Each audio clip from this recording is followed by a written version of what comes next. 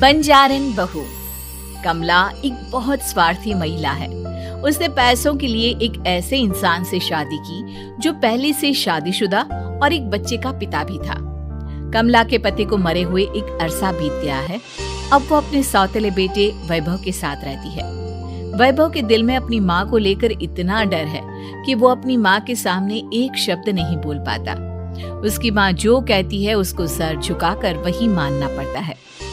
वैभव, तुमने अभी तक घर का काम क्यों नहीं किया? तुमसे कितनी बार कहा है कि सूरज निकलने से पहले तुम घर की साफ सफाई पूरी कर दिया करो।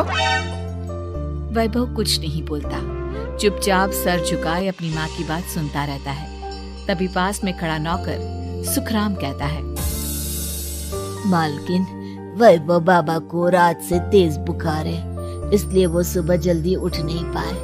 उनके बदले मैं घर की साफ सफाई कर देता हूँ। इसे कोई बुखार नहीं है। मैं इसे अच्छी तरह से जानती हूँ। ये सब काम न करने के बहाने हैं। सुखराम काका, बोल दो इसे, सारे घर का काम यही करेगा। और इससे समय पर अपना काम पूरा नहीं किया तो इससे आज का खाना भी नहीं मिलेगा। मगर मालकिन, वैभव बाबा की सच में ही तबीयत खराब है, आप एक बार देख तो लीजिए।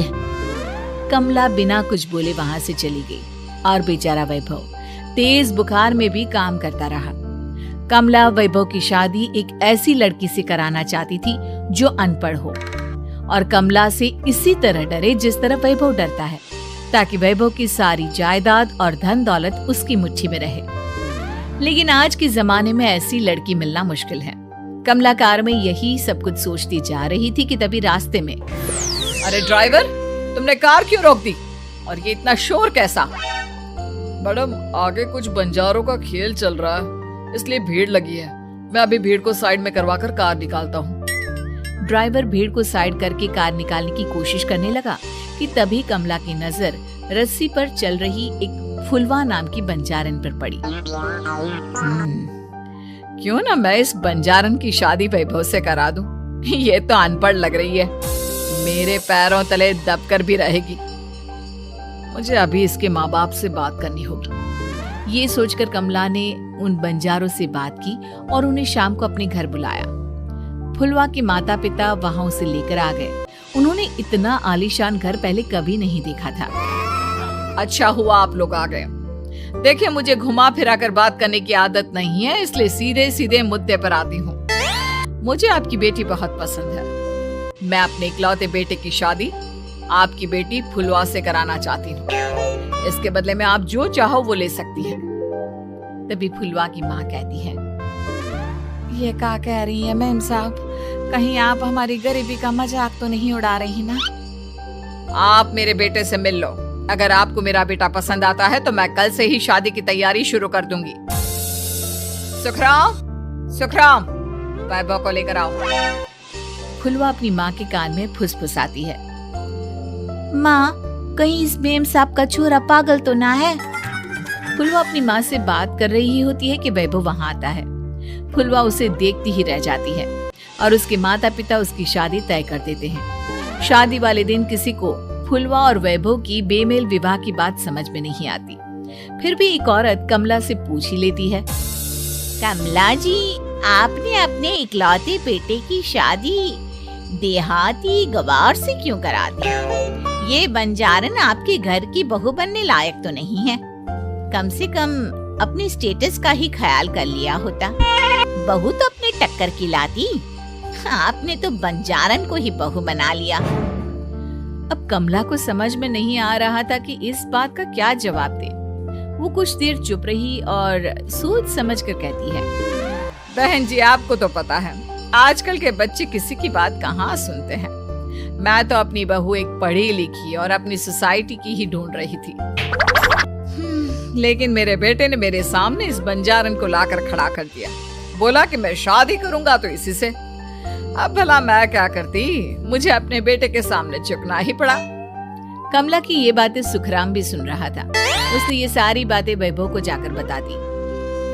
काका, मैं तो फुलवा को जानता भी नहीं, फिर माँ मेरे बारे में झूठ क्यों कह रही है? अरे बेटा, तुम कितने भोले हो, तुम्हें कुछ भी नहीं पता।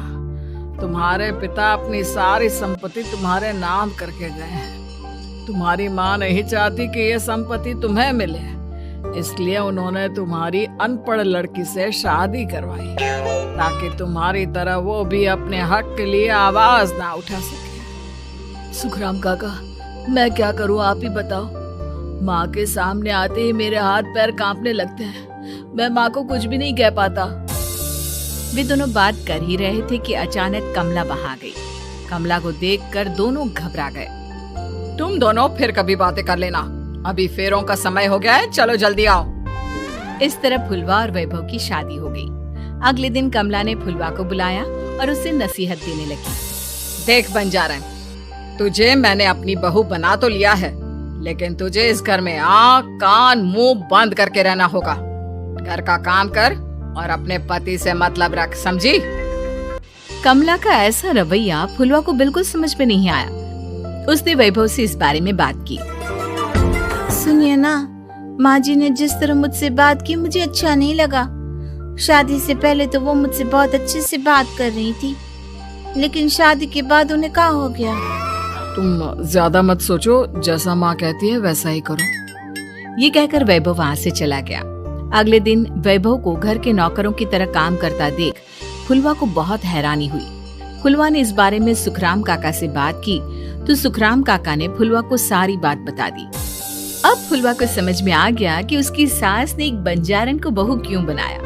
एक दिन वैभव घर का काम कर रहा था, तभी उससे कांच की प्लेट टूट गई। किसने गिराई ये कांच की प्लेट? वैभव को वहां खड़ा देख कमला ने छड़ी से उसे मारना शुरू कर दिया।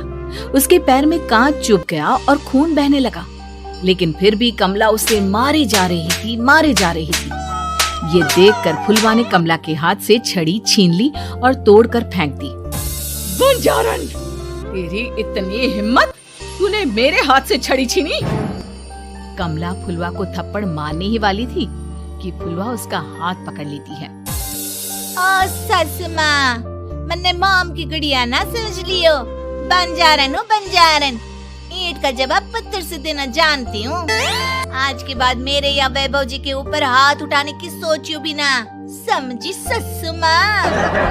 ये कहकर फुलवा वैभव को लेकर वहाँ से चली गई। उसने वैभव के पैर पर पट्टी बांधी, उसके आंसू पोंछे। वैभव ने पहली बार किसी के दिल में अपने लिए इतना प्यार महसूस किया। अब फुलवा वैभव का हर काम में हाथ बटाती, उसका बहुत ख्याल रखती। इस तरह दोनों बहुत ज्यादा नजदीक आ गए। वहीं दूसरी ओर कमला सारी जायदाद अपने नाम करने की साजिश करने लगी। और एक दिन, वैभव, जल्दी बाहर आओ। कमला की आवाज सुनकर वैभव और फुलवा अपने कमरे से बाहर आ गए। जी माँ, आपने बुलाया? ये ले, इन कागजों पर साइन कर दे।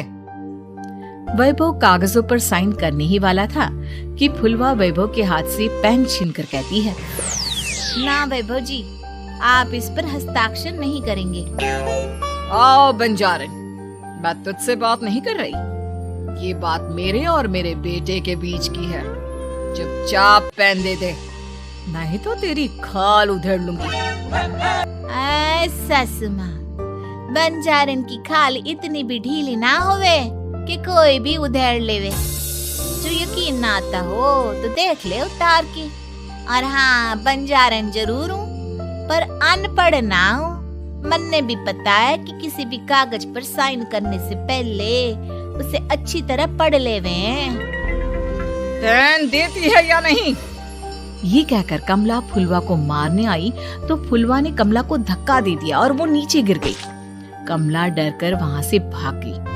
अब फुलवा ने वो कागज उठाए और वैभव के साथ सीधा वकील के पास चली गई। वकील ने वो कागज देखे और फुलवा को बताया, वैभव के पिता की सारी जायदाद और संपत्ति वैभव के नाम है, लेकिन वैभव की सौतेली माँ इस संपत्ति को अपने नाम कराना चाहती है, इसलिए इन कागजों पर वो साइन करा रही थी।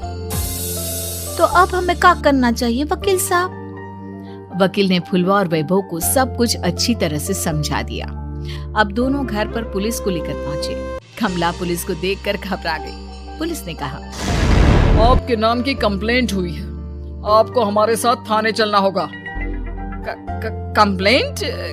कैसे कंप्लेंट? आप अपने सौतेले बेटे पर बहुत अत्याचार करती हो, धोखे से सारी जायदाद अपने नाम करा रही थी। अब नहीं इंस्पेक्टर साहब, जरूर ये मेरी बहू की कोई साजिश है, इसने गलत कंप्लेंट की है। मैडम, शिकायत आपकी बहू ने नहीं बल्कि आपके बेटे वैभव ने की है। कमला वैभव का नाम सुनकर दंग रह गई। जिस बेटे ने कभी उसके सामने सर नहीं उठाया था, आज वही बेटा उसके सामने पुलिस को ले आया है। वैभव, तुम्हारी इतनी हिम्मत कि तुम पुलिस को ले आए? हाँ माँ, मैं लाया हूँ पुलिस को, और मेरे अंदर इतनी हिम्मत कभी ना आती अगर फुलवा मेरा साथ ना देती। आपने बंजारन बहू को लाकर अपने ही पैर पर कुल्हाड़ी मारी है माँ। मैडम, अब की बात खत्म हो गई हो तो चलो हमारे साथ। वैभव, मुझे माफ कर दो, मुझे थाने मत भेजो। आज के बाद मैं तुम्हें कभी नहीं मारूंगी, तुम्हें कभी परेशान नहीं करूंगी, मुझे माफ कर दो। वैभव अपनी कंप्लेंट वापस ले लेता है और पुलिस वहां से चली जाती है। वैभव अपनी सौतेली माँ से कहता है, मैंने पुलिस को वापस तो भेज दिया है, लेकिन मैं आपको माफ नहीं कर सकता। आपने बचपन से आज तक कभी मेरे सर पर हाथ नहीं रखा, हमेशा मुझे मारती रही, नौकरों की तरह बर्ताव करती रही। आप इस घर में नहीं रह सकती, चली जाइए यहाँ से।